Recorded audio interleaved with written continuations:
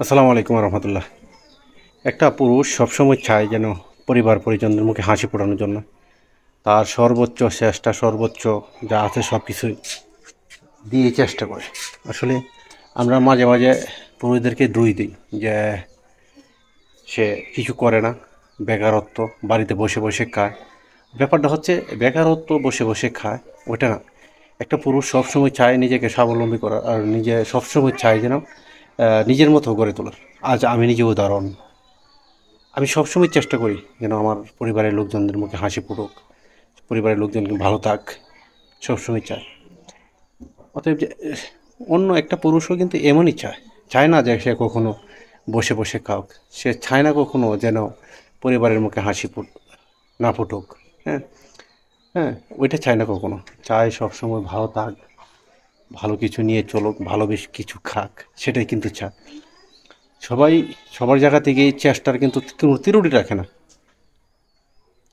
সবসময় চায় যেন আমি একটা ভালো কিছু করি, ভালো কিছু একটা খাই, ভালো কিছু একটা বাড়িতে থাকি, ভালো একটা বাড়িতে থাকি, ভালো একটু জায়গায় ঘুমাই, সেটা কিন্তু সবাই চায়। আর বিশেষ করে সব খালি পুরুষদেরকে দোষ দিলেও চলবে না।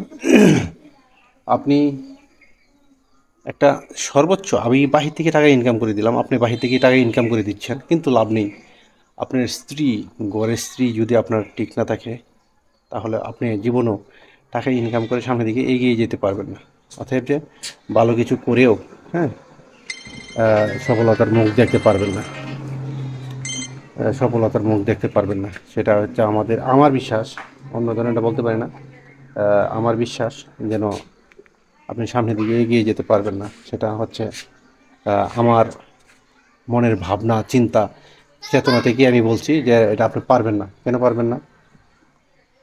আপনি বাহির থেকে যদি 50 টাকা কামাই দেন, আপনার স্ত্রী চিন্তা করতে হবে যে আমি ওই জায়গা থেকে 2 টাকা হইলেও সঞ্চয় করাই আমার হাজব্যান্ডকে বলে। অতএব না ফেরে সে আপনার হাজব্যান্ডের আধার থেকেও, মানে আড়াল থেকেও চেষ্টা করবে যে ভালো একটা কিছু করি।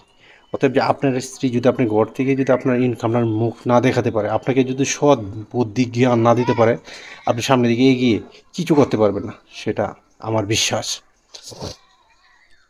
আর কথা হচ্ছে, স্ত্রী হচ্ছে ঘরের রমণী, তাদের কথাটাই সবচেয়ে, আপনি মেনে চলাটাই সবচেয়ে উত্তম।